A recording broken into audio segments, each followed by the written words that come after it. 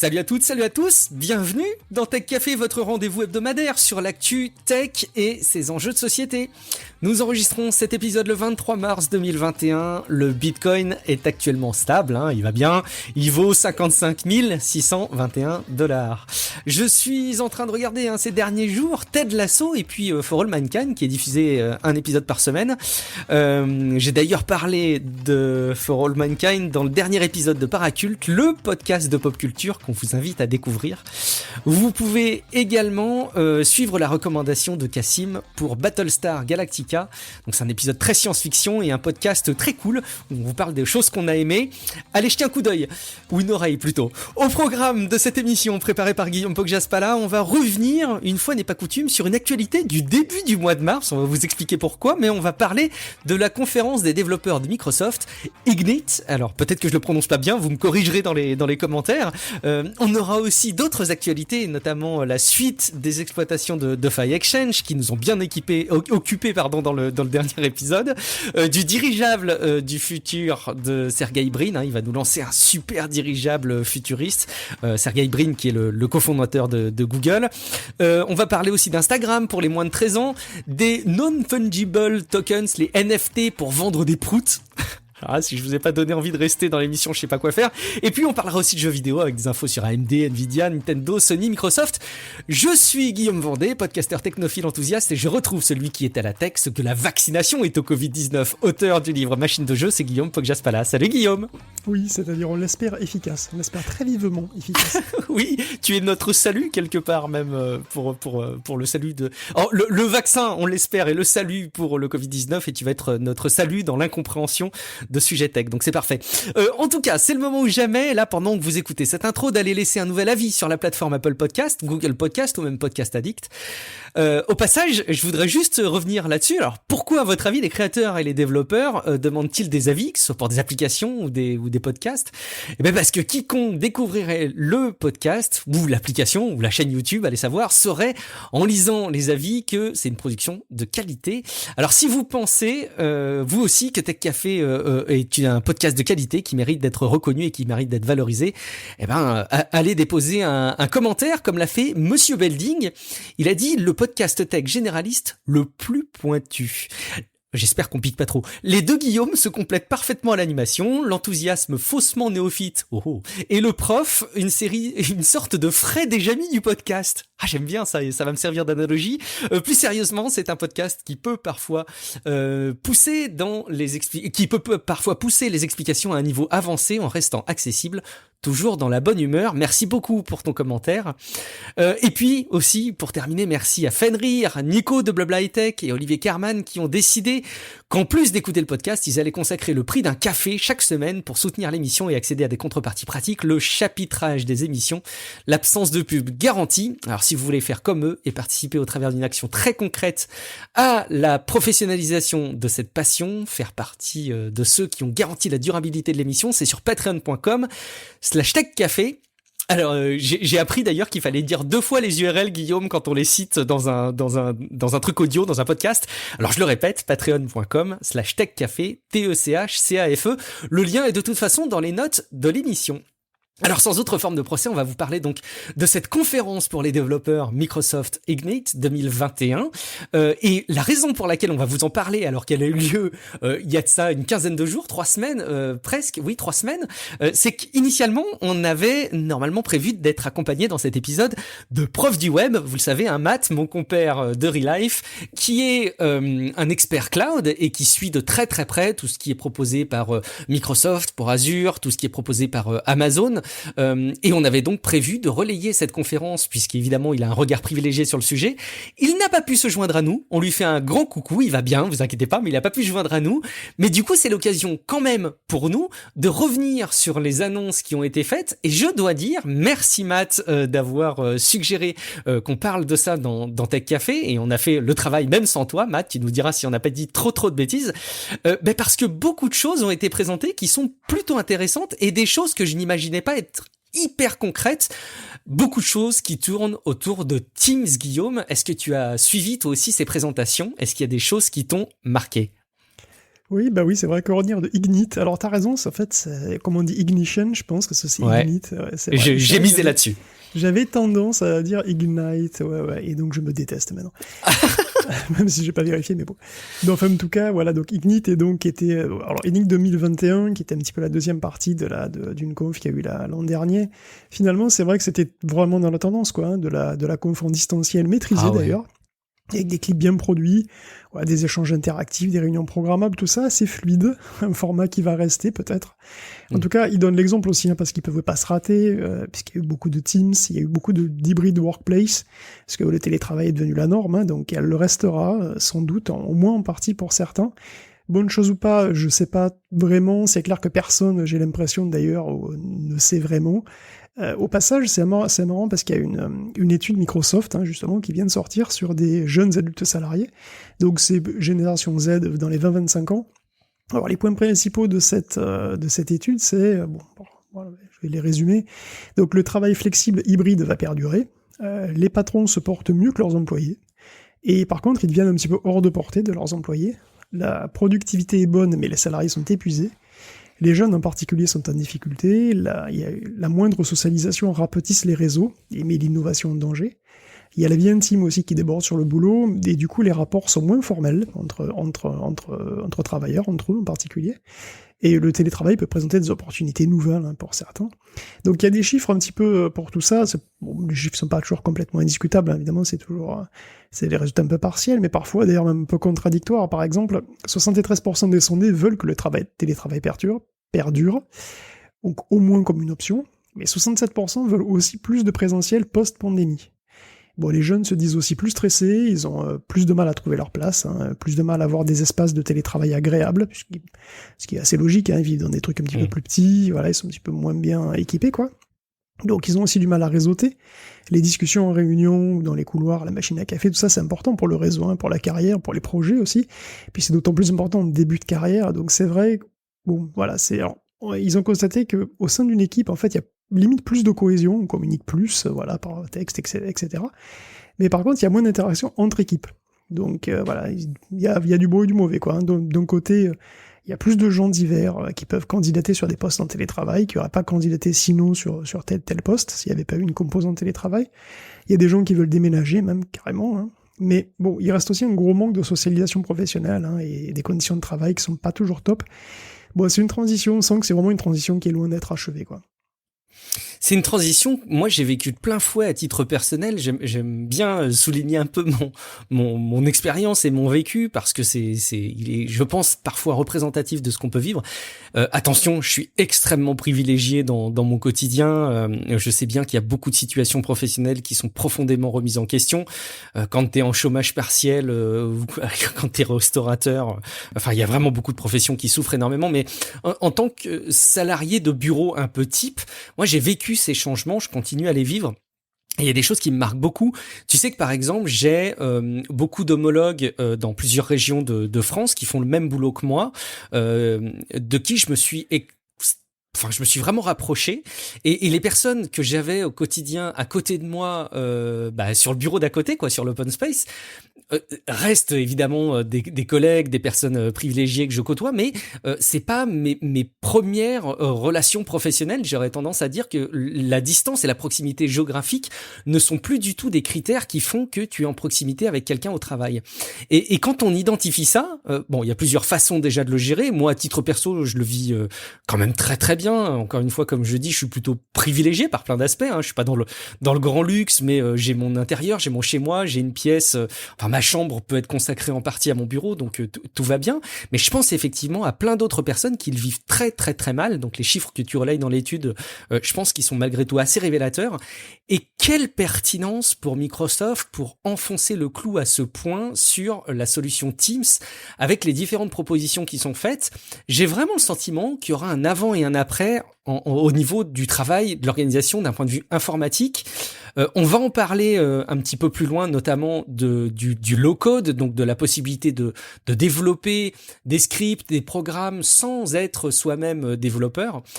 Écoute, c'est hyper intéressant qu'on relaie cette conférence de Microsoft parce que je trouve que leurs propositions sont très très très pertinentes dans le monde d'aujourd'hui, mais effectivement, je mise comme eux sur le fait que ce sera extrêmement durable.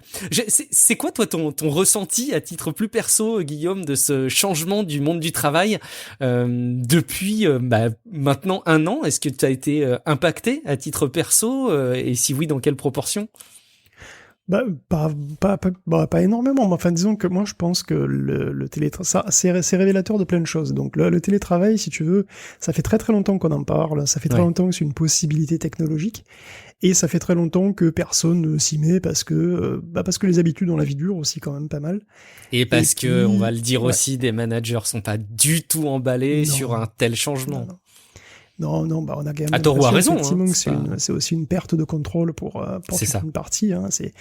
Donc comme on est forcé de s'y mettre, évidemment, ça devient une réalité. Et comme d'habitude, il y a du pour et du contre. Ça dépend des gens, ça dépend des situations. Et puis de toute façon, ce qu'on voit là surtout, c'est que le télétravail total peut être extrêmement fatigant en fait, peut être assez difficile. Les visioconférences, c'est difficile aussi, c'est quelque chose de très fatigant. Donc il y avait, je voulais le relier à un moment, mais bon, enfin on n'a pas le temps de toujours tout dire. Il y avait des études aussi qui montraient que il y a une Zoom fatigue qui est physiologique en fait. Il y a des explications pour lesquelles passer des heures, passer sa journée sur Zoom, c'est plus fatigant encore que de passer ses journées dans des vrais trucs avec des vrais gens, quoi. Mais c'est quelque chose qui a été ressorti au travers d'études très récentes, mais je me rappelle très bien qu'il y a de ça plusieurs mois, sous-entendu, dans des périodes assez proches du premier confinement de l'année 2020, tu avais justement pointé du doigt cette Zoom fatigue qui avait été très très bien identifiée et très bien quantifiée, et tu avais d'ailleurs expliqué pourquoi, avec cette pression du regard comme ça, qui est pas du tout naturelle sur des visios. Il y a plein de trucs, d'une part, il y a la taille des têtes qu'on voit sur l'écran. Il y a aussi le fait qu'on se voit en permanence, ce qui nous pousse à nous, à nous jauger en permanence. Donc c'est une pression. Il y a aussi le fait que tu peux pas bouger, tout simplement. Le fait que ton body language, il est pas transcrit de manière complète, et ceux de tes interlocuteurs non plus. Il y a, en plus, ils ont montré un truc marrant d'ailleurs, parce que en fait, quand tu es en télétravail, que tu as quelqu'un qui te parle comme ça en gros sur ton écran, souvent les têtes sont un peu trop grosses, et puis surtout, quand le regard en fait qui te touche comme ça, il est beaucoup trop proche, donc il est beaucoup trop intime. En fait, quand quelqu'un te regarde de manière proche, dans la vraie vie, ça veut dire deux choses. Soit qu'il va t'embrasser, soit qu'il va te taper. C'est une proximité, si tu veux, qui voilà, oui, il y a pas beaucoup d'ambiguïté, quoi. C'est comme si on pénétrait ton espace personnel un petit peu. Et en fait, dans certaines conditions, si les têtes sont trop grosses et les gens qui te fixent comme ça en permanence, ils sont en permanence comme ça, et du coup, c'est fatigant enfin, il y a plein de trucs comme ça. Je relayerai j'avais vu une étude il y a pas longtemps, et il faudrait que je relaie ça dans les notes de l'émission, mais bon. Ouais, on pourra prendre le temps même de le redétailler.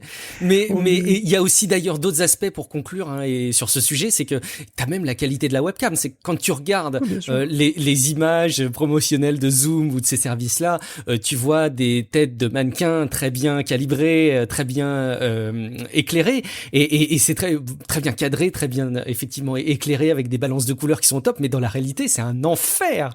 Et je reconnais moi de mon côté que je me repose beaucoup quand on fait des réunions uniquement audio, en fait.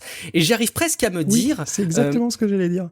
Mais j'arrive presque à me dire, pourquoi est-ce qu'on court derrière la visio comme ça? C'est ça. En fait, c'est ça qui est marrant, c'est que il est prouvé que c'est beaucoup moins fatigant sans la vidéo, tout simplement. C'est-à-dire que si vous coupez la vidéo à la fois la vôtre, évidemment, et la leur, c'est-à-dire ceux des gens à qui vous parlez et la vôtre, si vous vous voyez plus, vous avez plus cette pression de toujours vous tenir bien, de toujours avoir une bonne tête, etc. Et si vous coupez la vidéo des autres gens, en fait, c'est aussi beaucoup moins fatigant, parce qu'il y a plus ce sentiment de proximité artificielle, il y a plus... puis vous vous sentez libre aussi de bouger, de faire la tête que vous voulez, enfin, il y a énormément de pression qui se libère. Et oui, si c'est possible, si c'est toléré, évidemment, c'est pas forcément facile pour tout le monde, mais c'est beaucoup mieux de couper la vidéo, tout simplement, parce que vous entendez quand même les gens, les informations continuent à passer, et en fait, la plus-value de la vidéo, elle est faible, voire nulle, voire contre-productive. Mais au point, moi, qu'il y a des réunions d'équipe que je peux avoir en journée, pas plus tard qu'aujourd'hui pour des raisons spécifiques. Je peux pas rentrer dans les détails, mais j'ai récupéré donc mon fils, je l'avais avec moi en même temps que je travaillais à la maison aujourd'hui, et on avait une réunion par visio. Et il y a un moment où on était tous tous dans la même équipe en visio à faire notre petit point régulier. Et il y a un moment, il y a mon fils qui vient me voir et je me suis empressé de couper la vidéo pour ne pas que sa présence puisse être perçue et puis que ça puisse être capté. Et en fait, je sais même pas pourquoi j'ai fait ça et ça crée ce stress supplémentaire. Alors qu'en fait, dans le fond, tout le monde s'en fout compte tenu des circonstances que ton fils apparaisse à l'écran derrière. Même en général, ça fait sourire les gens, ça rend les relations humaines, tout le monde est hyper compréhensif. Mais il y a cette espèce de pression qu'on se met implicitement du regard, de la présence des visages qui est particulièrement oppressante quand même. Bon, on dérive beaucoup quand même, effectivement, mais je pense que c'est mais je pense que c'est l'ADN des podcasts qui veut ça, et puis le sujet qui est quand même passionnant. Donc beaucoup de mise en avant, notamment de Teams, et puis surtout on doit brancher, Guillaume, le fait que Discord serait en discussion pour être racheté, et Microsoft ferait partie des acheteurs potentiels. Oui, c'est vrai que Teams c'était la star, hein. Il y avait plein de nouveautés, t'as raison, il faut quand même en parler. Donc, il y avait des visios avec des présentations sympas, hein, voilà, la possibilité de pas juste avoir une grille comme ça de visages, mais de mettre en scène les visages dans un espace qui est plus sympathique, comme par exemple une salle de cinéma ou ce genre de truc. Il y avait incrustation sur les présentations aussi, la création de meetings structurés, voilà, le partage de canaux avec des gens extérieurs à l'entreprise, hein, c'est Teams Connect. Bientôt, il y aura le streaming des parties de Diablo 4. Non, j'exagère. Enfin, j'anticipe un petit peu peut-être, puisque c'est vrai que comme tu dis, ça fait penser à la rumeur qui voudrait que Microsoft ait approché Discord pour discuter d'un rachat. Bon, c'est Bloomberg qui a révélé ça, donc Discord est évalué autour de 7 milliards de dollars et discute un petit peu avec tout le monde pour une acquisition éventuelle autour de 10 milliards. On fait un chiffre, enfin compte rond, hein. Voilà, comme ça c'est pas mal. Et c'est vrai que c'est quand même pas mal pour une entreprise qui ne fait pas de bénéfices, mais bon, ça fait longtemps que c'est plus un critère. Et bon, c'est pas fait, honnêtement, c'est pas étonnant que Microsoft, qui est complètement tout feu tout flamme en ce moment, qui rachète à tour de bras, hein, pour devenir un petit peu number one sur le jeu vidéo, c'est pas étonnant venant de lui qui tâte le terrain. Mais c'est pas du tout clair que ça se fasse en fait, hein. Limite d'ailleurs Discord pourrait pourrait rentrer en bourse et lever des fonds comme ça, et ça m'étonnerait qu'à moitié. Bon, écoute. On verra, ça fait partie des sujets, si jamais ça devait avoir lieu, il faut se jeter dessus pour être les premiers à le relayer, et donc forcément ça fait buzzer effectivement. Quelques petites nouveautés aussi dans cette conférence sur les produits, les appareils, et notamment avec en lame de fond la réalité augmentée avec HoloLens, Guillaume. Ouais, il y a des petits nouveaux matériels, le smart speaker qui différencie les gens, qui fait les comptes rendus automatisés. Bon, j'en oublie sans doute, hein. Alors, si vous êtes riche, vous pouvez même utiliser un Surface Hub 2S. Bon, c'est quand même 25 000 € pour le 85 pouces. Mais c'est un magnifique écran, donc de 85 pouces, qui est tactile, avec des vidéos, enfin, des caméras haute résolution. Bon, le top du top, effectivement, pour ce genre de truc de coworking comme ça, téléprésence, télémachin. Et justement, au niveau de la téléprésence, on a eu aussi une vision, plus ou moins, de ce que ça pourrait devenir avec la réalité augmentée. Et c'est... en fait, ça passe par un truc qui s'appelle Microsoft Mesh, qui est une plateforme Azure, hein, qui permet de construire des lieux de rencontre et de travail en 3D, et d'y plonger les participants en réalité virtuelle ou en réalité augmentée avec HoloLens. Donc il est possible donc de co-interagir avec des contenus 3D, donc de s'échanger des objets, pour qu'il y ait des caméras dans la pièce. En fait, tu peux même incruster les participants vraiment. C'est-à-dire que les participants sont filmés en 3D par les caméras, et puis ils sont reconstruits sous forme d'hologramme dans les HoloLens. Donc évidemment, si t'as pas ça, tu peux aussi avoir un avatar en 3D standard. Et en plus, si tout ça est trop lourd à gérer, pour un HoloLens, donc l'HoloLens, on rappelle, c'est un ordinateur complet, hein, donc il est complètement autonome, il y a désormais un truc qui s'appelle le Azure Remote Rendering, qui effectue en fait le rendu de la scène en 3D dans le cloud, si la scène en 3D est trop complexe, et qui stream le résultat. Donc en fait, c'est simplement du Stadia, pour simplifier, c'est du Stadia, mais pour la réalité mixte, tout simplement. Donc c'est déjà 2 trucs Azure, hein. Il y en a eu bien plus aussi. Azure, ça a été aussi vraiment la star de ce truc-là, hein, des trucs très pro. On peut en parler un petit peu si tu veux. Mais toi, qu'est-ce que t'en penses de cette vision de Microsoft Mesh ? Ouais, je fais partie des gens qui sont très convaincus par l'aboutissement que peut apporter la réalité mixte. d'autant plus si jamais il y a des ressources qui sont propulsées par le cloud, et je pense que ça aidera beaucoup. Qui d'autre que Microsoft peut l'apporter? On avait déjà fait un épisode il y a de ça pas mal de mois déjà qui montrait à quel point la réalité mixte c'était quelque chose qui était utilisé dans l'industrie. Souvent, tu sais, on dit ça fait partie de ces choses qu'on verra peut-être un jour, mais on n'est pas prêt de le voir. Aujourd'hui, ça n'arrive pas, et finalement dans l'industrie c'est déjà le cas. On avait fait un épisode, je le remettrai dans les notes de l'émission en lien parce qu'il reste diablement actuel. Et moi, je me réjouis de voir ces choses avancer parce qu'il y a évidemment que des plus-values. Tant mieux si Microsoft nous permet d'avancer aussi là-dessus avec Azure. Qui nous permettent aussi, Microsoft avec Azure, d'améliorer notre utilisation, j'allais dire... grand public, c'est pas le terme, mais peut-être simplifié et plus avancé de l'intelligence artificielle, Guillaume, avec de la reconnaissance et notamment des promesses assez dingues. En gros, tu lui files des piles de documents, pas trop formatés de la même manière, et il va arriver à t'en extraire des datas de manière uniformisée. Ça fait rêver. De quoi il s'agit exactement, Guillaume? Oui, il y a eu des trucs très pros sur Azure, donc des migrations de gros volumes de données, des bases de données structurées d'ailleurs en particulier, qu'on pourrait passer d'un endroit à un autre. Donc, et puis Azure met aussi en disposition en preview la recherche sémantique de Bing en fait pour tous via Azure Cognitive Search. Donc c'est un modèle de langage de type transformer qui sont des réponses à BERT ou GPT, qui sont déjà eux des protos, mais ça c'est plutôt vraiment un produit ou quasiment un produit puisque c'est déjà une preview. Donc ils ont testé ça sur le Microsoft Doc, donc le gros corpus documentaire de chez Microsoft, et donc le modèle digère le texte et peut répondre à des requêtes de recherche. Bon, comme un moteur standard, mais avec une excellente pertinence, il peut aussi répondre à des questions précises. Donc c'est un truc qui s'appelle UniLM qui est derrière, et qui est pas aussi puissant que BERT ou GPT, et d'ailleurs il en existe une version compressée, c'est ça qui est rigolo. Elle s'appelle MiniLM, et elle est 5 fois plus petite, mais elle est 95% aussi efficace. Donc les algos de distillation des gros modèles de deep learning, en fait, ça se généralise. C'est un petit peu le JPEG des modèles. Donc tu as un modèle à 20 milliards de paramètres, que tu peux compresser en un modèle à 1 milliard de paramètres. Alors c'est pas le même modèle, mais il fait la même chose à 95%, comme le gros, comme une image JPEG et pas la même image que l'original, mais qui reste vraiment super proche. Donc voilà, l'IA au quotidien via le cloud, c'est avec des fonctions qui sont pas très sexy, mais bien utiles, comme par exemple l'amélioration du form recognizer, donc qui est spécialisé dans la lecture de formulaires, donc il y a un petit peu de tout, des formulaires Electronic Word qui sont convertis automatiquement en JSON, ou à la limite, tu prends un ticket de caisse froissé à moitié détruit, tu peux le scanner et puis en extraire des données, c'est quand même assez fort. Ou alors le scan de ta feuille d'impôt, l'automatisation à son meilleur puisqu'elle nous épargne des trucs extrêmement chiants. Voilà, il y a l'IA au quotidien, mais aussi sans le cloud, ou disons pas toujours avec le cloud, puisqu'ils ont montré Azure Percept. Donc en gros, c'est une plateforme d'objets connectés avec des capacités de traiter des petits boulots d'IA en local. Donc pensez à des caméras de parking qui comptent le nombre de passes libres toutes seules, sans avoir besoin de connexion, ou bien une caméra dans le métro qui flague les gens sans masque, parce que oui, ça va venir, il n'y a pas de souci, vous inquiétez pas.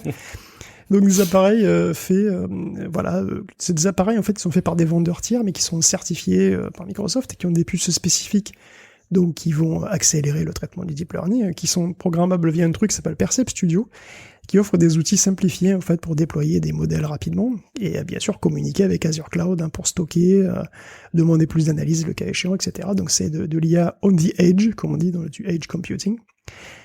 Donc pour ce qui est du bureau, on aura aussi droit à Power Automate d'ailleurs. Donc tu parlais du low-code tout à l'heure. Ouais, ça c'est très impressionnant parce que très concret, et on imagine bien à quel point ça peut accélérer le monde du travail, le low-code comme ça.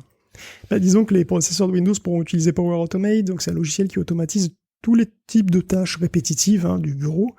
On fait penser à IFTTT un petit peu, et ça sera directement intégré à Windows 10. Et puis il y aura aussi PowerFX. PowerFX, c'est un nouveau langage. Alors c'est pas un nouveau langage. Le langage n'est pas vraiment nouveau, puisqu'en gros c'est le langage Excel, mais c'est le langage Excel qui part faire une carrière solo, quoi. Le but, c'est d'avoir un langage qui soit assez simple d'emploi, qui est basé sur Excel, mais qui soit universel. Donc tu peux tout faire, tu fais tout et n'importe quoi, et sur n'importe quelle plateforme, c'est ça qui est intéressant aussi, puisque c'est open source. C'est compilé en temps réel, c'est interactif, et c'est garni de fonctions que des millions de gens connaissent déjà.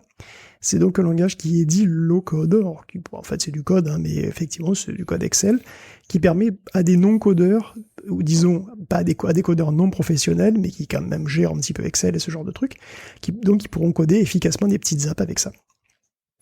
La démonstration dans la vidéo est très forte parce que on nous explique que il y a de plus en plus besoin de développer des choses, des micro-activités qui nécessitent pas forcément le développement de grosses applications, de gros scripts, mais des choses relativement simples, et qu'il y a de moins en moins de ressources de développeurs. Bon, je schématise beaucoup les choses, mais on nous présente ça comme étant un différentiel entre les besoins et les ressources disponibles pour développer tout ça.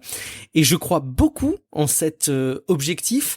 Et si jamais demain, l'ordinateur qu'a monsieur et madame Michu dans l'entreprise leur permet très intuitivement de gérer à travers des scripts tout ce qui est automatisé, je pense que ça peut être une véritable révolution dans le monde du travail là aussi, parce qu'on n'imagine pas, quand on n'est pas dans le monde des entreprises de taille moyenne ou des grandes entreprises, le nombre de tâches répétitives qu'on fait en se disant « Oh, de toute façon, ça me prendrait 10 fois plus de temps que de me poser la question comment automatiser ça ?» Et donc, t'en viens toujours à faire les mêmes exports, à envoyer le même mail aux mêmes personnes avec les mêmes wordings, sans te rendre compte à quel point il y aurait de la mutualisation comme ça entre toutes ces tâches à faire. J'y crois beaucoup. On verra si l'avenir nous donnera raison et surtout donne raison à Microsoft. Un petit clin d'œil, moi, que je voulais donner par rapport à cette conférence, c'est que donc je regardais les différentes vidéos, évidemment pour qu'on soit à même de parler d'un sujet qu'on aura quand même consulté, et j'aime bien les voir en anglais avec quand même le sous-titrage en français qui est fait avec les algorithmes de Microsoft, et je suis marqué par certains détails qui sont à mes yeux énormes en termes de communication pour Microsoft. Par exemple, tu sais, toutes les vidéos où ils parlent de Teams, l'algorithme ne traduit pas par Teams avec un T majuscule en rappelant le fait que c'est le nom du produit, mais traduit par équipe au pluriel.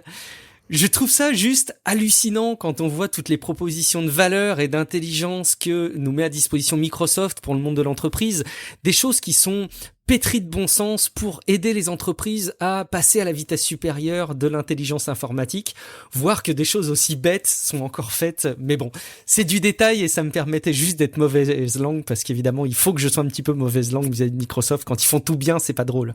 Il faut que je sois mauvaise langue. On va enchaîner, Guillaume, avec une autre rubrique. Alors, je vous confesse toutes les peines du monde que j'ai à donner un thème global à cette rubrique qu'a préparée Guillaume Poggiaspala, parce que elle a de sens que quand on lit les notes de l'émission. Donc d'habitude, je vous invite à aller voir les notes de l'émission pour voir les différents clins d'œil rédactionnels qu'a fait Guillaume, mais là, je dois encore plus vous inciter à aller voir ces news, parce qu'on dirait un bloc en vrac, mais la manière dont ils sont rédigés les rend cohérents. Je vais pas les reprendre à l'oral. On a donc plusieurs thématiques de news tech qu'on va aborder ensemble. Déjà, on va revenir sur la catastrophe Exchange dont on a déjà parlé, pour reparler évidemment un petit peu de Microsoft dans le dernier épisode où on a parlé évidemment de cette faille que Microsoft a tous les maux du monde à corriger définitivement pour les entreprises, Guillaume.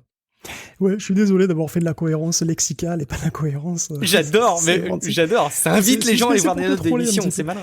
Je sais. Bien, bon. Donc ouais, Exchange. Donc bon, mais Microsoft effectivement sur cette histoire d'Exchange a lancé une mise à jour de Defender finalement pour combler la principale faille. Bon, c'est pas qu'il y en a 4, mais la première permet de tout compromettre en fait et d'utiliser les autres. Donc c'est une chaîne. Et donc, évidemment, on rappelle que tout ça, ça permet d'exécuter n'importe quoi sur votre serveur, comme ransomware, ce dont Acer a fait les frais, puisque c'est vraisemblablement via Exchange qu'Acer s'est fait attaquer et doit donner 50 millions de dollars aux escrocs pour pas avoir ces données fuitées sur le dark web. 50 millions, c'est un record, je crois, donc grosse boîte, grosse rançon. Enfin, c'est pas vraiment confirmé par Acer, mais bon. Donc, ce qui est sûr, c'est que Microsoft a aussi mis en ligne un outil de migration, un outil simple qui scanne tout et qui corrige en un clic en fait. Donc c'est pour les petites entreprises, parce que sinon c'est vrai que le déploiement n'est pas forcément aussi simple que ça. Donc c'est un outil qui simplifie ça pour les structures qui sont pas très grosses, donc c'est plutôt cool. Bon, maintenant il reste plus qu'à corriger le gros bug qui crache Windows 10 depuis la dernière mise à jour quand on utilise certaines imprimantes. Ça c'est vrai que ça fait désordre, surtout en pleine période de télétravail. Bon, mais Microsoft a quand même décidé de sortir un patch indépendant, hors du cycle standard de mise à jour pour corriger tout ça. Et puis un autre, parce que voilà, le premier a eu des problèmes, des fois cette fois ça semble être la bombe, mais bon, c'est vrai que il y a des périodes comme ça où ça veut pas, qu'est-ce que tu veux? Quand ça veut pas, et c'est bien connu. On va parler d'un tout autre sujet dans lequel on espère quand même qu'ils auront corrigé les, entre guillemets, bugs que l'histoire a pu montrer. C'est le domaine des dirigeables. Oui, parce que Sergey Brin voudrait rebosser ce sujet. Vous savez, les grands dirigeables, les grands ballons remplis de gaz très inflammables, plus légers que l'air, qui permettent de transporter des choses. Alors, on pourrait se dire que c'est une lubie de fans de science-fiction. On verra. En fait, il s'avère qu'il y a des vrais usages très concrets qu'on peut souligner et qui mérite qu'on s'intéresse à ce sujet. Mais évidemment, les bugs dont je parlais qu'il faudra corriger, c'est ceux qui ont amené à la fin des Zeppelin, donc des dirigeables, dans les années 30. J'avais pris le temps de consulter ça, j'ai plus la date exacte, mais où il y avait eu une explosion qui avait mis fin à ce progrès, Guillaume. Ouais, alors bon... Moi, on va parler un petit peu des dirigeables, c'est cool. C'est vrai qu'on se demande tous ce que fout Sergey Brin, déjà. Bah oui. Qu'est-ce qu'il fout depuis? Franchement. Bon, bah, peut-être qu'il joue au ballon, en fait. C'est vrai que les ballons, c'est mignon, hein, mais c'est vrai que je sais pas vous. Mais moi, ouais, bah oui, les voyages en ballon, comme ça m'évoque tout un imaginaire à la Jules Verne, un petit peu. C'est Indiana Jones. Mais oui, les ballons, c'est tout rond, et c'est pas con, hein, puisque c'est quand même plus léger que l'air, donc ça s'envole tout seul, ou presque. Alors pour une montgolfière, c'est l'air chaud qui est moins dense que l'air froid environnant, on va faire monter la nacelle, hein, donc vous remarquerez que la nacelle, elle est toute petite, et que la montgolfière, elle est très très grosse, parce que l'attraction de l'air, avec les brûleurs qu'on utilise, elle est pas énorme. Mais bon, dans le temps et dans les animés steampunk, il y a eu des ballons dirigeables qui ont fait des vols commerciaux. On connaît tous, je pense, le nom de Ferdinand von Zeppelin, comme tu disais. Pas du tout. Et du coup, je disais un Zeppelin. Eh oui, non, mais Zeppelin, c'est pas juste Led Zeppelin, hein, c'est Ferdinand von Zeppelin, qui déposait un brevet de l'aérostat à coque rigide en 1873, et donc il lui a fait fabriquer plusieurs dirigeables, hein, qui voleront pendant la Première Guerre mondiale. D'ailleurs, l'armée fera l'acquisition du LZ-3, et l'aviation civile va utiliser ces appareils pour transporter des dizaines de milliers de personnes entre 1910 et 1914. Donc pendant que leurs collègues vont, pendant la guerre, larguer des milliers de bombes et faire des milliers bon million en tout cas de missions de reconnaissance, il y en a qui se baladent en ballon tout simplement, et bon, c'est à tel point que les services secrets anglais voudront connaître les secrets de fabrication de cette technologie allemande de pointe que sont les ballons dirigeables. Alors des Zeppelin, comme on dit, il en volera encore plein après la guerre. Il y a Hugo Eckner qui va traverser l'Atlantique en 1924 sur le Graf Zeppelin. En 1929, il fait Tokyo-San Francisco sans escale. Donc c'est, voilà, quand même. Ah, le Pacifique quand même. Pacifique, ouais. Et oui. Et donc, entre deux guerres, c'est l'apogée des dirigeables entre les deux guerres. Donc, ils sont toujours plus gros, hein, tout le monde s'y met. Donc, on aura même des dirigeables porte-avions, comme le USS Akron, et ces deux sister ships, hein, le Macon et le Los Angeles. Donc, c'est 230 mètres de long, 8 moteurs diesel, 20 000 km d'autonomie, pour 100 tonnes à vide. Bon, on va pas se mentir, hein, c'est pas vraiment une bonne idée d'utiliser ces gros ballons énormes et super fragiles et super longs comme outil offensif face à des avions de chasse. Puisque la Crown, c'est 93 km/h en croisière et c'est 133 km/h en pointe. Donc c'est plutôt pour de la reconnaissance ou du transport, hein, donc d'où cette idée un petit peu de vaisseau mère qui peut larguer des biplans.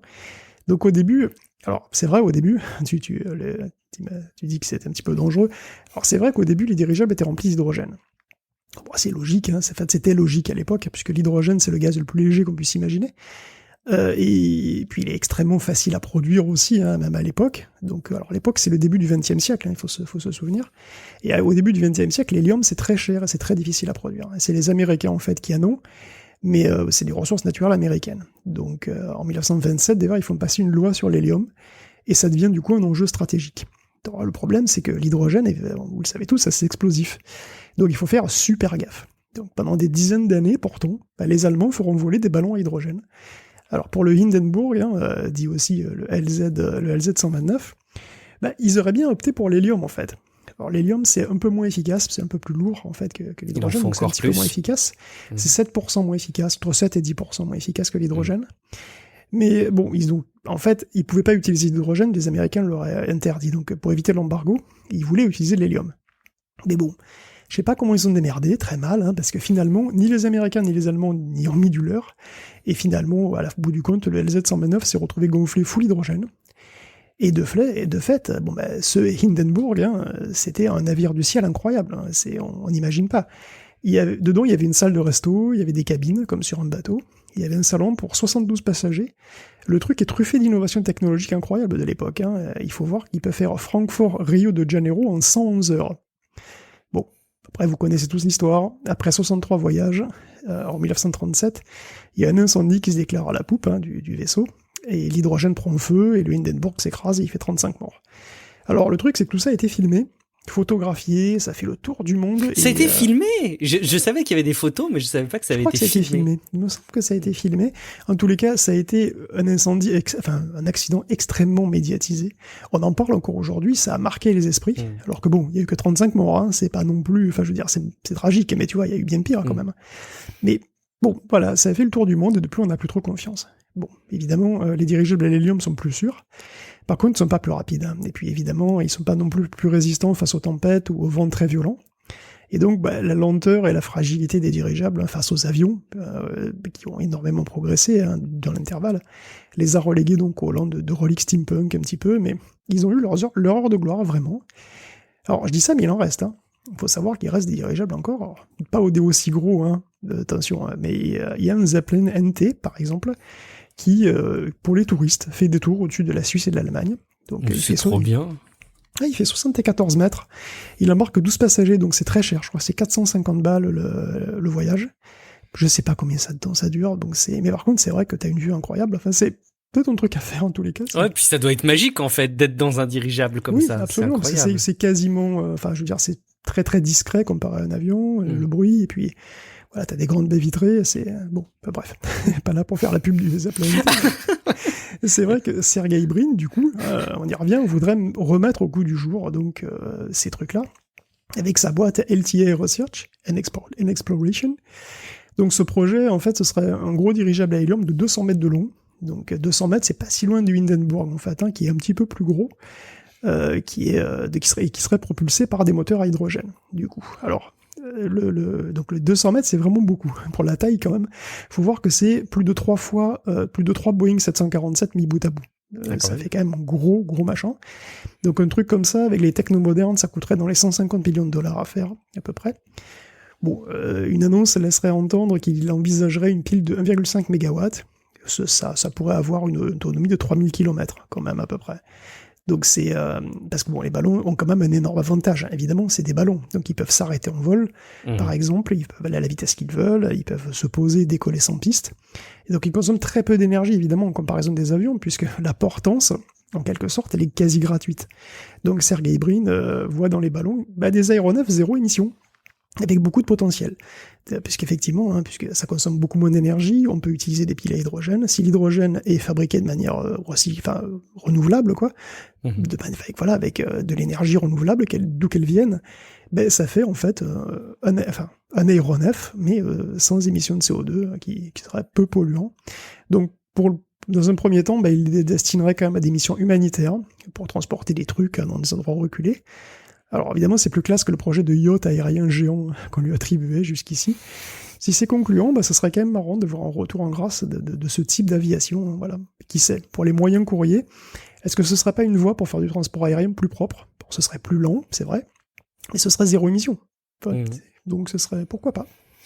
Moi, je dis pourquoi pas, et surtout pour l'atmosphère que ça créerait et cette espèce de saveur dans mes souvenirs d'Indiana Jones avec ce qui se passe dans le Zeppelin qui est fictif dans le film. C'est assez génial. Je regardais sur le site, c'est effectivement 480 balles pour 60 minutes. Il y a un départ. 60 minutes, oui.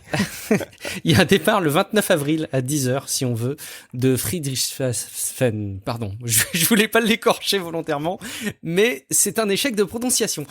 Écoute, je vais peut-être me tourner maintenant vers la news suivante où on va parler d'Instagram, mais on va parler d'Instagram sous un angle bien nouveau parce qu'on pourrait avoir une nouvelle proposition du réseau social qui viserait à faire ce pour quoi on n'a pas l'habitude, c'est même interdit aujourd'hui, c'est rendre accessible Instagram, en tout cas sous une certaine version, pour des enfants de moins de 13 ans, Guillaume. Ouais, alors en fait, Facebook a annoncé 2 trucs cette semaine, et donc je vais parler du truc plutôt sympa qu'il a annoncé d'abord, parce que donc c'est un truc qui vient en fait de Reality Labs, de Facebook Reality Labs, c'est un proto de bracelet qui lie vos mouvements. Donc attention, c'est pas juste un truc avec un accéléromètre, hein. Le bracelet peut détecter les mouvements fins des doigts. Donc vous pouvez taper sur un R clavier, cliquer avec une R souris, faire des mouvements comme sur un écran tactile, mais sans écran tactile. Donc c'est une technologie qui semble quand même assez parfaite à vraiment tailler pour la réalité augmentée et virtuelle. Et finalement, c'est juste la technologie de Control Lab, en fait, qui est une start-up qui a été rachetée par Facebook en 2019 Les bracelets sont des petits électromyographes, donc peut-être que vous y avez déjà eu affaire à ces trucs-là, chez un neurologue par exemple. Hein. Tu peux avoir des examens avec des machines comme ça qui mesurent les réponses électriques de tes nerfs. Ben là, c'est le même principe, mais c'est miniaturisé. Donc les bracelets lisent les influx électriques des nerfs des poignets, et donc en fait, il lit pas tes pensées, mais ton intention de bouger, qui est véhiculée par les nerfs jusqu'aux muscles, et donc il les intercepte et il les transcrit. Donc le concept n'est pas forcément nouveau, puisqu'en 2018, Control Lab avait déjà décrit le principe, mais c'est sympa de voir ça dans un proto qui est beaucoup plus proche d'un produit fini. Ça sent pas le truc qui va arriver demain quand même. Non, c'est vrai, mais t'as pas vu le proto de 2018, quoi. Ah non, j'ai pas vu. C'était plus gros. Oui, ça a dû bien avancer. Oui, ça a quand même un petit peu avancé. Donc, et on sait à quel point on sait à quel point pour la réalité virtuelle, les commandes d'interaction sont la clé. Je l'ai déjà dit, moi je trouve que l'expérience que j'ai eue avec l'Oculus, premier du nom, l'Oculus Quest, c'est vraiment les touchs qui rendent l'expérience aussi immersive. Je crois savoir que c'est le cas de tous ceux qui apprécient l'expérience en réalité virtuelle. On touchera un mot dans la rubrique jeux vidéo de ce que prépare Sony, mais ça m'étonne pas que ce soit un gros sujet sur lequel bosse Facebook parce que c'est clé dans l'appropriation de cette techno quand même. Ah, complètement. Et donc ça, c'est assez sympa de voir un truc là j'ai l'impression que ça approche un petit peu de nous, mais bon, comme tu dis, dans un tout autre registre, Facebook a aussi confirmé, par les mots d'Adam Mosseri, lui-même, qu'il travaillait sur un Instagram Kids, donc ce serait une version d'Instagram à destination des moins de 13 ans. Alors perso, autant je pense que c'est vraiment une super idée d'un point de vue business, autant qu'une idée totalement atroce d'un point de vue sociétal et psychologique, mais bon, après tout, j'ai pas d'enfant, donc toi, est-ce que tu autoriserais tes gamins à utiliser un futur InstaKids ? C'est très compliqué parce que Messenger for Kids, déjà, n'est pas dispo. En France ou en Europe, je sais pas, mais il est pas dispo. Et je suis confronté ces derniers temps à une espèce de mouvement sociétal de la part de mon fils et de ses copains. Donc il a 9 ans. Hein. Et à 9 ans, ils ont un gros kiff en ce moment, c'est qu'ils veulent se parler en dehors de l'école. Et évidemment, moi, quand j'étais petit, quand j'appelais un copain, c'était tout un événement, quoi. Tu monopolisais le téléphone familial, t'essayais de te cacher comme ça dans ton coin pour raconter des bêtises derrière le canapé du salon, parce que évidemment, c'est là où était le téléphone. Mais aujourd'hui, le mobile et l'hyperconnectivité des foyers amènent à des situations qu'on ne soupçonne pas effectivement quand on n'a pas forcément d'enfants, qui sont pas faciles, parce que je suis le premier à être convaincu que tous ces usages numériques ne sont pas appropriés pour des enfants pour être mis en libre service. Et en même temps, le mouvement sociétal impose ça. C'est-à-dire que même moi, je peux difficilement aujourd'hui, même si j'y arrive la plupart du temps, mais pas toujours, garantir le fait que mon fils n'utilise pas une application de messagerie pour échanger avec ses copains, souvent visio, parce qu'on va être très clair, hein, ça les emmerde de taper du texte. Ils pourraient le faire, mais il y a trop encore de faible aisance par rapport à ça, aussi de crainte, j'imagine que ça laisse des traces avec les parents. Mais la visio, c'est top pour eux, tu vois, ils peuvent se montrer le nouvel habitant sur Animal Crossing, ils peuvent se montrer quel est le nouveau jeu sur la Switch. Parfois même, les usages, moi, me déroutent et j'essaye de l'interdire de faire ça, mais c'est très compliqué. Et ils en arrivent à faire du Twitch réel, c'est-à-dire qu'ils arrivent à filmer leur propre jeu en même temps qu'ils se parlent, et donc ils jouent à un jeu vidéo et ils ont la vidéo à côté qui filme leur jeu et en même temps l'autre en face qui fait pareil. Bref, ça crée des situations qui sont profondément inappropriées et j'ai l'impression, même si je le regrette, que on est dans un décalage entre ce qu'imposent les mouvements sociétaux de contact des enfants avec leurs parents et les enfants entre eux et des outils disponibles. Écoute, moi j'aimerais énormément aujourd'hui ne pas avoir, pour que mon fils fasse une visio de temps en temps, même en restant à côté de moi avec ses copains, avoir un outil qui ne soit pas mes outils de communication et qui soit des outils supervisés. Et aujourd'hui j'en ai pas trouvé. A priori, l'outil qui remporte l'adhésion de ce que j'ai pu voir, et Matt, s'il avait pu être là, nous en aurait touché un mot, puisque c'est dispo au Canada où il habite, Messenger for Kids est extrêmement bien pensé et permet de résoudre cet enjeu. Donc il y a un vrai problème sociétal de base et malheureusement ces outils, aussi dangereux nous semble-t-il, ils apportent une solution à un problème. Et ça c'est difficile à voir de l'extérieur, mais c'est véritablement des bouées quoi pour la vie des foyers. Ouais, alors après tu parles d'un usage qui est un usage de messagerie là.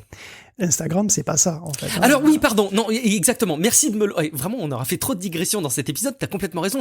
Instagram, c'est tout à fait autre chose, mais je ne sais pas quels seraient les usages d'un Instagram for Kids, et peut-être que ça peut protéger certains usages qui soient dérivés. Spontanément, sur le papier, j'aime pas, Guillaume. Mais est-ce que, compte tenu des usages qui s'imposent au quotidien, est-ce que c'est pas des solutions des mauvaises solutions à des vrais problèmes, quoi. Mais on n'a pas trouvé de meilleures solutions.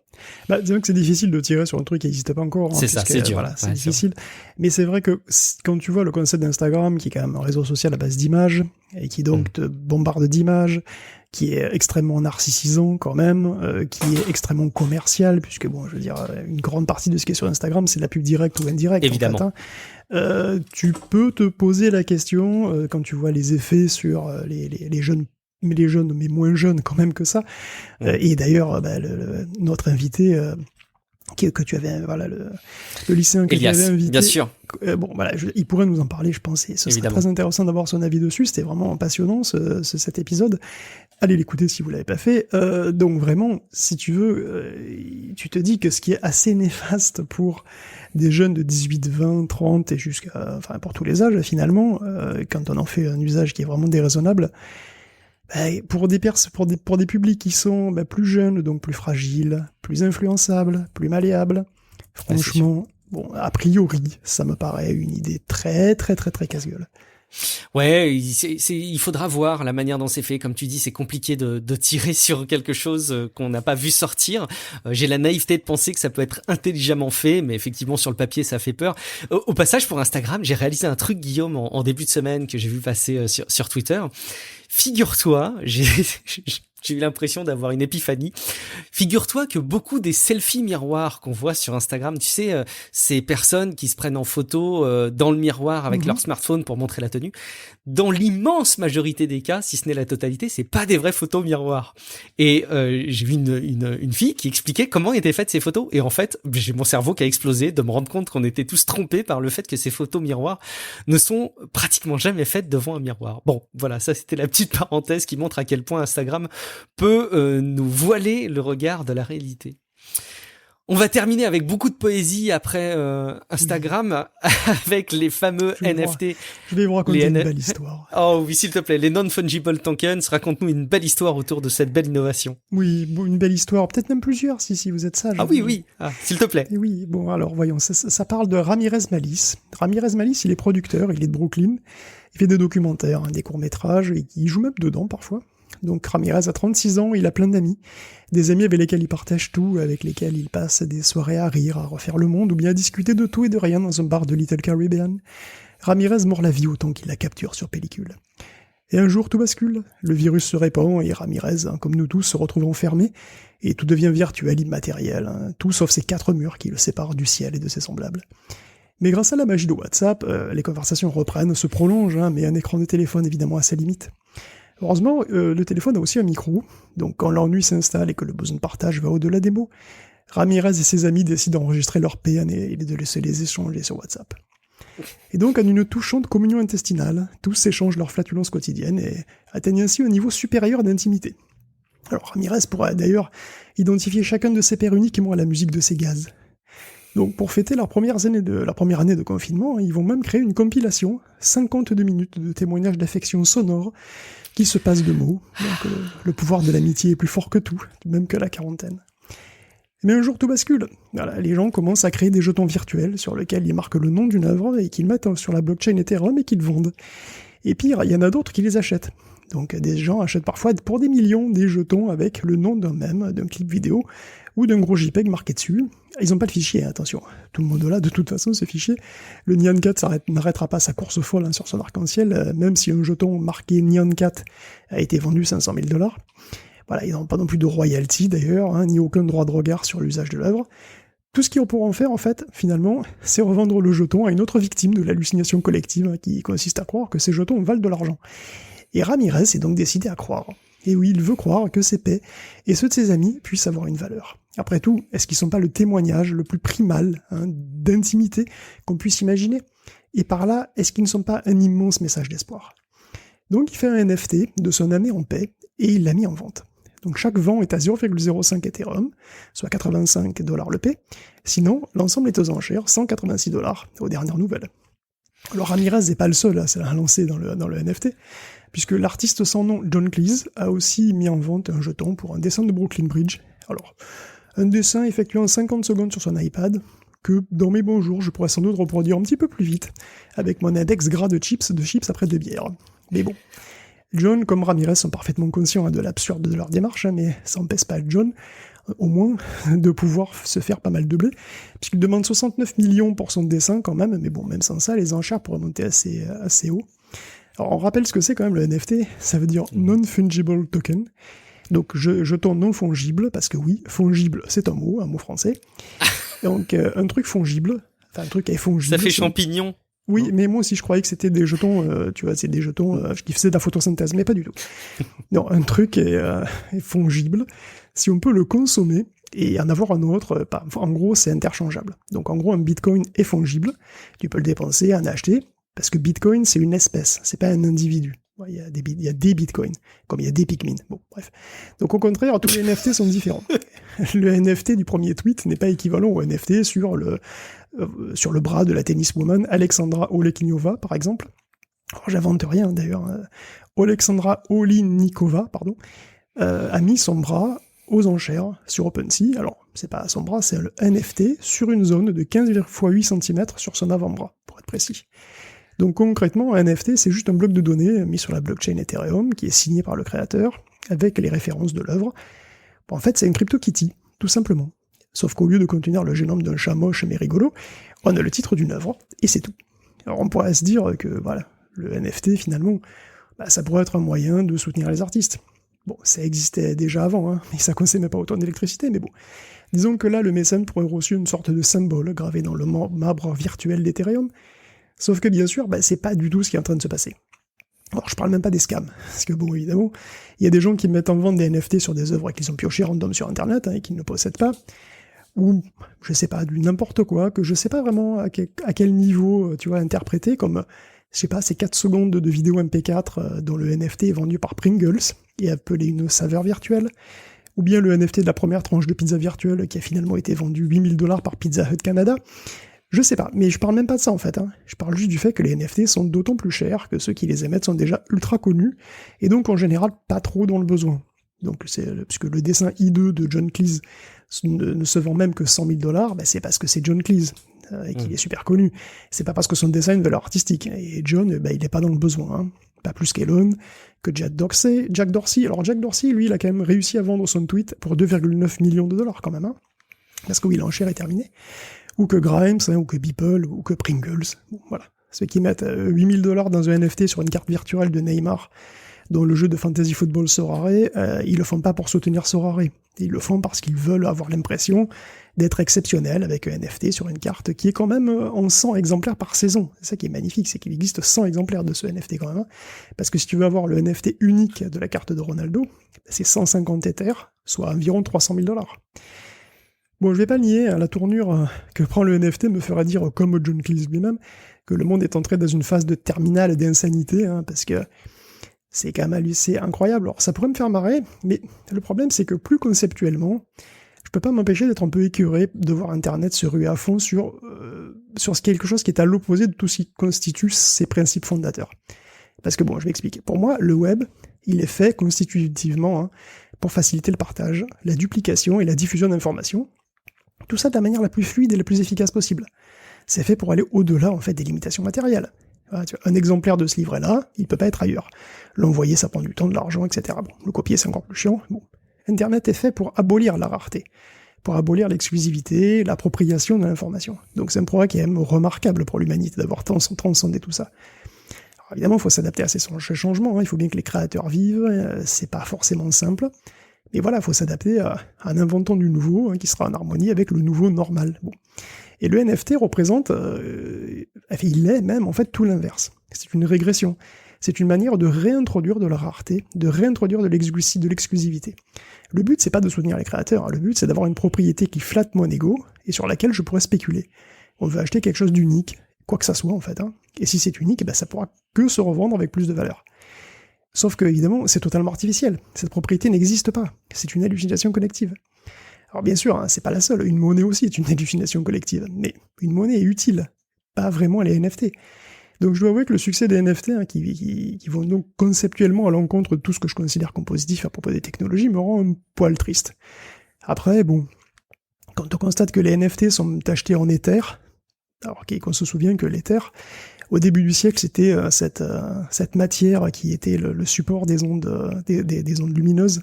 On ne savait pas comment se propageait la lumière. C'est des ondes, mais des ondes de quoi? On disait que c'était des ondes d'éther. Et en fait, cet éther, on s'est rendu compte plus tard avec Einstein, qui est arrivé avec une nouvelle théorie, que cet éther en fait n'existe pas. Quelque part, dans une certaine mesure, on peut voir ça sous un angle poétique. Ouais, si on veut, effectivement, c'est une manière de voir les choses de manière peut-être positive. Moi, ça m'évoque à chaque fois qu'on parle de NFT, ça m'évoque un livre qui m'a énormément marqué. Alors, j'en ai plus parlé dans Real Life, mais je fais un petit détour. Après tout, c'est l'épisode des digressions sur Sapiens, une brève histoire de l'humanité que vous voyez souvent dans les têtes de gondole des librairies. Je l'espère pour vous, et surtout maintenant qu'elles sont ouvertes, car considérées comme commerce essentiel. Et en tout cas, ça raconte l'histoire de l'humanité et ça m'a mis une claque, ce livre, parce que ça m'a permis de prendre du recul sur beaucoup de choses très importantes et fondamentales. Et dans ce livre, il y a des passages où on vous explique de manière extrêmement claire à quel point une entreprise, le nom d'une entreprise, un État, une monnaie, tout ça, ce sont des concepts extrêmement théoriques qui sont issus uniquement du cerveau de l'homme et qui n'ont de valeur que parce que on décide de leur attribuer une valeur. Alors c'est vrai, mais cela dit, ça a permis quand même certains fonctionnements de société, ça a permis de s'organiser, ça a permis de créer des structures, ça a permis de gérer des échanges de type commerce. Tout ça est assez bien documenté dans le côté complètement fictif et théorique, mais aussi dans ce que ça permet de très réel. Et effectivement, dans le cas des NFT, depuis que je vois ce truc émerger, je me demande, est-ce qu'il y a quelque chose de très concret qu'on ne voit pas arriver en termes d'usage, qu'on n'a pas identifié, ou est-ce que c'est une vaste blague? Et malheureusement, quand je t'entends en parler, j'ai tendance à te rejoindre sur le fait que c'est une vaste blague. Je pense que ce qui va nous montrer que c'est une vaste blague, c'est que peut-être, je l'espère, dans quelques mois, on n'en parlera plus et on se rendra compte de la bêtise. Mais bon, on voit bien que les crypto-monnaies durent déjà depuis quelques temps. On verra ce que ça donne, les crypto-monnaies. Ne les montons pas tous dans le même sac, je ne veux pas relancer le débat des précédents épisodes et je vais plutôt initier notre traditionnelle rubrique jeux vidéo. Guillaume, on va parler de techno et de ressources graphiques pour les joueurs sur PC. Et d'ailleurs, on va reparler de crypto puisqu'on va nous parler des cartes graphiques avec les limitations qu'elles apportent maintenant, parfois en partie ou pas. Pour les mineurs. Ouais, AMD sort une nouvelle carte que vous ne pourrez pas acheter d'ailleurs, à moins d'avoir une chance incroyable. Et d'ailleurs, si vous avez ce type de chance, vous jouez plutôt au loto, ça sera plus rentable. Donc la Radeon 6700 XT, qui est donc sort dans un contexte de pénurie extrême, qui est illustré par l'inexistence totale des cartes nouvelle génération dans les statistiques Steam. J'ai regardé, il y a 0,77% de RTX 3080. Il y a 0,27% de 3060 et 0,3% de 3090 et j'ai trouvé aucune carte RX de série 6000. Bon. Au passage, la GTX 1060 est toujours la carte la plus utilisée sur Steam avec 9,52%. Mais bref, c'est pas grave. Un jour, on pourra sans doute acheter ces trucs, et cette 6700T donc se place tout juste en face de la RTX 3060 Ti pour faire du gaming en 1440p. Tout confort, mais pas trop en 4K quand même. Donc la carte gère le ray tracing, donc on a un contrôle qui est jouable en max détail plus CRT en 1440, c'est quand même pas mal. Le problème, c'est qu'elle fait quand même beaucoup moins bien qu'une RTX 2060 Super avec le DLSS. Voilà, et oui, le tout avec une qualité d'image un petit peu moindre, mais pas beaucoup. Parce que oui, la RTX 2060 ne fait pas du ray tracing en résolution native, mais la différence, surtout en jeu, elle est vraiment négligeable, et surtout au regard du gain de fluidité qui est absolument massif. Donc oui, le DLSS est une grosse épine dans le pied d'AMD, et ils en sont parfaitement conscients. Donc ils ont une seule leur réponse qui s'appelle le Fidelity FX Super Resolution, ou FSR pour les intimes. Donc ce truc devait arriver au printemps, soit à peu près maintenant, et en fait non. Il se lancera dans l'année, a priori, mais Scott Erkelman confie tout de même qu'il reste pas mal de boulot, donc le FSR sera déterminant, clairement, pour l'avenir de Radeon, à mon avis. Tout simplement. Donc c'est quand même vraiment délicat, et en même temps ils sont aussi en train de consulter les développeurs, parce que ça c'est quand même crucial. contrairement à Nvidia, qui concerne lui seulement les joueurs PC, ben, le FSR va concerner aussi les joueurs console, puisque toutes les plateformes RDNA 2 devraient en bénéficier. Et donc ça pourrait être transformatif dans les années à venir, puisque PlayStation 5 et Xbox Series X pourraient vraiment bénéficier beaucoup de ce type de truc. Alors, quelle qualité ça aura? Ben, ça reste à voir, hein, donc, puisque Nvidia utilise ses propres cœurs machine learning pour accélérer le DLSS. AMD a rien de tel, et donc il doit utiliser les cœurs de calcul standard. Donc c'est un inconvénient parce que bon, ils sont pas optimisés pour, et donc ils pourraient calculer aussi d'autres trucs. Mais en même temps, utiliser des cœurs standards, ça permet d'ouvrir la techno à plus de joueurs. Et puis bon, les cœurs tenseurs de Nvidia, ils prennent de la place sur le die aussi, hein, donc quand ils servent à rien, ils servent en plus à rien si on n'a pas de fonction de deep learning. Donc ça se balance un petit peu. En tout cas, les équipes d'AMD ont la pression. Ils doivent optimiser à mort leurs algos hein, pour rester compétitifs, mais voilà. La partie, on a hâte de voir ça pour tester un petit peu ce que ça donne. Ce qui est sûr, c'est qu'AMD va pas brider les mineurs, hein, comme le fait Nvidia, ou comme essaye de le faire Nvidia. Ils ont dit bon. J'adore. De toute façon, AMD a dit on va pas du tout brider les mineurs, mais en fait ils peuvent pas puisque les pilotes Linux sont open source, donc c'est pas comme s'ils avaient le contrôle de ce qu'on fait avec leurs cartes. Effectivement. Contrairement à Nvidia, du coup, où il pourrait y avoir la limitation si on faisait pas de boulettes.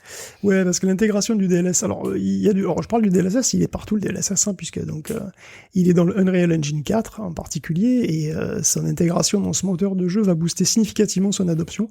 Et bon, il y a un truc, alors c'est une démo, t'as qu'à voir la vidéo de System Shock, du prochain donc remaster de System Shock, avec et sans DLSS, donc non seulement en 4K, hein, non seulement c'est pas plus moche avec DLSS, mais je trouve des fois que c'est plus fin avec DLSS que sans, vous regarderez avec le truc en qualité maximum, et c'est quand même 2 fois plus fluide, c'est absolument impressionnant. Et donc le DLSS c'est cool, bon, Nvidia par contre se plante effectivement pas mal sur les cryptos, hein. Ils voulaient brider le minage sur ces cartes.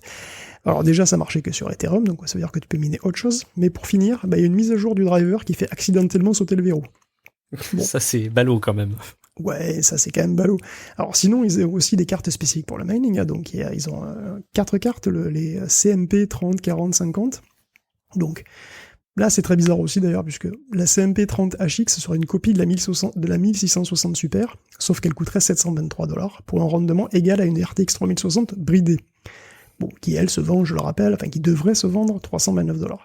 Donc ce serait, ou alors c'est à peu près le même rendement qu'une RX 580 en fait, hein, une carte qui se trouve encore d'occasion, donc c'est vraiment n'importe quoi. Donc ce serait pas compétitif, ce serait très bizarre. Cela dit, ils ont prévu aussi une carte haut de gamme, la CMP 220 HX, en plus des 3 que j'ai dit, et elle serait basée sur Ampère, et elle donnerait 210 MHz par seconde pour 250 watts. Alors les cartes, il faut voir que les cartes Ampère A100 sont des monstres complets. Ce sont des puces pour data center en fait. Alors en jouant sur la VRAM, sinon ça coûte 10 000 balles, hein. Mais bon, si tu joues sur la VRAM, que tu essaies d'économiser un petit peu à droite à gauche, il est possible qu'il la mette aux alentours de 3000 balles. Alors, pour vous donner une idée quand même, à 200 MHz seconde, ça donne dans les $20 par jour, d'après la calculatrice que j'ai utilisée. Donc ça voudrait dire 150 jours pour amortir. C'est qui est quand même, évidemment, assez attractif, quoi. Effectivement. On parlait de Nvidia, c'est Nvidia hein, qui fait la puce Tegra qui fait elle-même tourner la Switch. C'est l'occasion de parler de Nintendo. Quelques petites news de Nintendo, Guillaume. Ouais, qui renoue avec Niantic, donc les devs de Pokémon Go, qui préparent un autre jeu en réalité augmentée qui s'appelle Pikmin. Et ouais, Pikmin, c'est tout mignon, Pikmin. Moi, j'aime beaucoup les jeux, mais autant les Pikmin, il y en a une demi-douzaine, hein, donc forcément, ce sera pas un jeu de collection pure, donc je suis curieux de voir ça. On va vite se faire chier sinon. Mais bon, voilà, que je suis aussi curieux d'ailleurs de savoir en détail comment marchera la Switch Pro. On le voyait déjà venir gros comme une maison. La Switch Pro va utiliser le DLSS, en tout cas c'est ce que dit Bloomberg Japan, encore une fois, hein, la machine aurait plus de mémoire, un CPU un petit peu plus puissant, mais bon, elle restera en 720p en mode portable, donc le DLSS se passerait où du coup? Sur le chip à l'intérieur de la console? Bon, si c'est le cas, pourquoi ne pas passer au moins 1080 sur le nouvel écran un petit peu plus grand? Bon, pour la batterie peut-être, je sais pas. En tout cas, où est la puce chargée de l'upscaling? Est-ce qu'elle sera intégrée dans le dock peut-être? En tout cas, voilà, faudra prévoir d'intégrer le DLSS dans les jeux, parce que si c'est le DLSS Nvidia, il faut un effort de la part des développeurs, ce sera pas automatique. Et donc, c'est déjà le cas sur PC, hein. Donc a priori, sans patch, il y aura pas de 4K, même sur une Switch Pro, si le jeu n'est pas prévu pour. Donc il y a même peut-être une possibilité que le DLSS soit exclusif à certains titres Switch Pro. Pour l'instant, on n'en sait pas vraiment plus, quoi. Et pas sur les anciens jeux, mais plutôt sur les nouveaux titres qui seraient il faudra un patch. Ouais. Il faudra un patch sur les anciens jeux, à la manière Xbox en fait, hein, à la manière Xbox, la manière Xbox, tu sais, la Smart Delivery ou ce genre de truc, quoi. On parlait tout à l'heure des commandes pour la réalité virtuelle pour Oculus, donc effectivement Sony qui présente de nouveaux contrôleurs, alors qui m'ont l'air comme ça à chaud très convaincants, beaucoup plus en tout cas que les espèces de PS Move qu'il y avait avant, que j'ai toujours trouvé parfaitement ridicules. Est-ce que tu peux nous les décrire, Guillaume ? Oui, ils sont quand même plus évolués, c'est sûr. Donc déjà, ils ont des sticks, évidemment. Ils ont aussi du retour haptique à la DualSense, donc apparemment du retour haptique de haute définition. Ils ont des gâchettes adaptatives. Ils ont une détection des doigts, donc le tout sur un design orbe qui rappelle un petit peu les Oculus Touch, en fait. Donc c'est des espèces de ronds comme ça. C'est un petit peu plus comme compact. Si vous preniez une manette PlayStation et que vous la cassiez en deux. Vous avez vos deux sticks sous chaque pouce, et donc vous avez aussi les gâchettes, et vous avez des orbes comme ça, des anneaux qui sont donc autour de vos mains. Alors, le Sony dit d'ailleurs que ce serait traqué par le casque lui-même, donc qu'il y aura probablement vraisemblablement des caméras, et donc il y aura très vraisemblablement aussi un tracking inside out, et donc pas besoin de caméra à mettre sur sa télé. Donc ça, c'est plutôt cool pour le prochain PSVR. Alors, si vous en avez déjà un, par contre, il y a quand même des gros cadeaux sur PlayStation. Je rappelle que depuis le 1er mars, vous pouvez télécharger Ratchet & Clank, ce qui est vraiment très sympa. Et c'est pas fini. Le 19 avril, ce sera Horizon Zero Dawn, qui sera complet avec DLC. Mais surtout, avant ça, à partir du 25 mars, il y aura quand même Abzu, Enter the Dungeon, The Witness, Subnautica et aussi Astrobot, Moss, Stumper et Paper Beast. Donc de quoi utiliser votre PSVR PS4 avec joie. Parce que tout ça, ce sont des super titres en fait, un VR ou pas. Donc voilà, à ne pas manquer bien entendu. C'est très généreux et c'est vraiment très généreux. Mais ça d'ailleurs à tel point que on pourrait même voir ça comme... pas un aveu de faiblesse, mais disons une volonté de consolider une position un petit peu fragile, parce que c'est vrai que la concurrence est assez rude quand il y a quand même le rouleau compresseur Game Pass, Xbox ou PC, et puis il y a Epic qui fait des cadeaux toutes les semaines. Donc c'est quand même pas facile pour un constructeur dont les nouvelles machines sont introuvables et dont les jeux pour cette même machine sortent au compte-gouttes de toute façon. Donc aujourd'hui d'ailleurs, si vous avez une PS5, il y a des grandes chances que vous jouiez plutôt à des jeux PS4, ou au moins des jeux cross-gen comme Assassin's Creed. Donc c'est un début de gen assez calme, mais donc Sony cherche à consolider quand même sa position donc de cette manière-là, mais aussi autrement, par l'e-sport, puisqu'ils viennent de racheter l'Evo.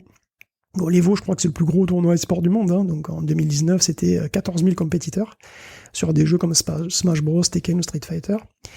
Alors, Smash Bros, justement, donc, jeu Nintendo évidemment, va-t-il rester dans la liste des jeux de l'Evo ? A priori, oui. Donc, un tweet de Mark Giulio assure que l'Evo va rester ouvert à toutes les plateformes, même si l'édition totalement virtuelle de l'Evo 2021 ne le mentionne pas et se concentre sur des titres PlayStation, voire exclusifs PlayStation. Bon, c'est quand même clair que Sony va essayer de mettre en vedette ses jeux, évidemment, sur l'e-sport. Après tout, il faut voir, Sony, c'est for the players. Ben, merci pour cette revue, et c'est intéressant de voir ces mouvements autour effectivement des catalogues et de l'accès aux jeux à bas prix sur des volumes comme ça. On peut comprendre le mouvement de PlayStation, de Sony, et juste un petit mot sur les PSVR contrôleurs. Je trouve ça très malin de se dire que ce sont comme des Oculus Touch, mais comme si l'anneau rentrait à l'intérieur de votre avant-bras plutôt qu'était dans la prolongation, et je trouve qu'en termes d'encombrement et de risque de les péter parce que tu les cognes dans le mur sans t'en rendre compte, c'est quand même très bien joué. Donc bravo Sony, et on suivra ça de très près. Merci beaucoup Guillaume pour la préparation de cette émission. J'espère que Matt, prof du web, ne nous enverra pas des messages en disant qu'on a dit des bêtises sur Microsoft Ignite. Il va dire qu'on a parlé de tout sauf de Ignite en fait. Ah oui, en fait oui. Écoute, on sera ravis Matt de te retrouver pour un autre épisode. En attendant, c'est toi peut-être Guillaume qu'on peut retrouver, et si jamais on veut te retrouver, où est-ce qu'on doit se tourner ? Je suis pas derrière vous, ne vous inquiétez pas. Non, en fait, vous me retrouvez probablement dans Paraculte à un moment ou à un autre, je suppose.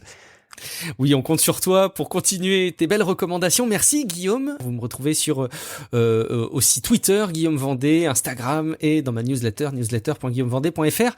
Je compte évidemment plus que jamais sur vous pour faire connaître Tech Café et ce chouette épisode, comme tous les autres épisodes d'ailleurs, à votre entourage, à vos proches, à vos collègues, à vos amis, à votre famille. Et puis bien entendu, on compte sur vous également pour aller jeter un coup d'œil sur Patreon, patreon.com/techcafé, pour envisager un soutien à la hauteur d'un café par semaine, en échange d'une pérennité garantie du podcast. Merci beaucoup pour votre fidélité et vos écoutes.